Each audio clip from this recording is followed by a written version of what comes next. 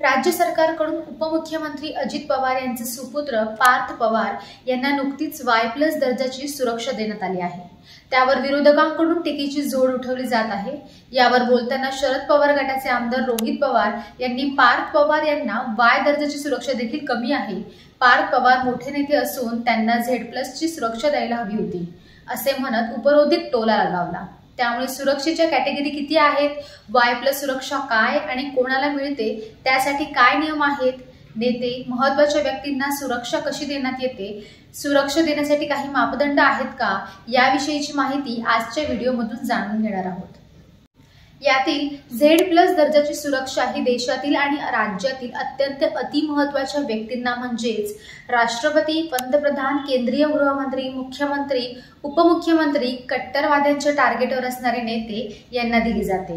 2017 मध्ये केंद्र सरकारने जारी केलेल्या माहितीनुसार देशातील 26 अतिमहत्त्वाच्या व्यक्तींना Z+ दर्जाची सुरक्षा देण्यात आली होती। 58 व्यक्तींना Z आणि 144 महत्त्वाच्या लोकांना Y+ दर्जाची सुरक्षा देण्यात आली होती। यात 1 बुलेट प्रूफ गाडी, 2 एस्कॉर्ट गाड्या, अधिकारी आणि 8 जवान मिळून 30 पेक्षा जास्त सुरक्षा कर्मचारी तैनात असतात। तर अतिमहत्त्वाच्या व्यक्तींच्या घराबाहेर पोलिसांचा कॅम्प असतो। या व्यक्ती कार्यक्रमाला जाणार असतील तर त्या ठिकाणी सुरक्षेची तपासणी केली जाते। तर Z दर्जाची सुरक्षा राज्यातील मंत्री, माजी मुख्यमंत्री यांच्यासह ज्यांच्या जीवाला जास्त धोका आहे त्यांना पुरवली जाते। यात 22 सैनिकांचे सुरक्षा कवच आहे। त्यामध्ये 4 किंवा 5 NSG कमांडो आणि एका पोलीस अधिकाऱ्याचा देखील समावेश असतो।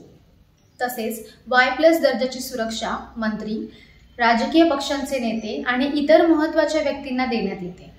यामध्ये पोलिसांचे एस्कॉर्ट देण्यात असतो। याशिवाय 8 ते 10 सुरक्षा कर्मचारी देखील सुरक्षेसाठी तैनात करण्यात येतात। त्याबरोबरच X आणि Y दर्जाच्या सुरक्षेमध्ये खासदार, आमदार, नगरसेवक आणि विविध राजकीय पक्षांचे लोकप्रतिनिधी येतात। या श्रेणीत महत्त्वाच्या व्यक्तींसोबत एका पोलीस कर्मचारी सुरक्षेसाठी असतो। याला PSO किंवा पर्सनल सिक्युरिटी ऑफिसर असं म्हटलं जातं। तर असेच नवीन आणि ताजे व्हिडिओज पाहण्यासाठी देशदूतच्या सोशल मीडिया प्लॅटफॉर्मला लाईक करा, शेअर करा आणि सबस्क्राईब करा। धन्यवाद।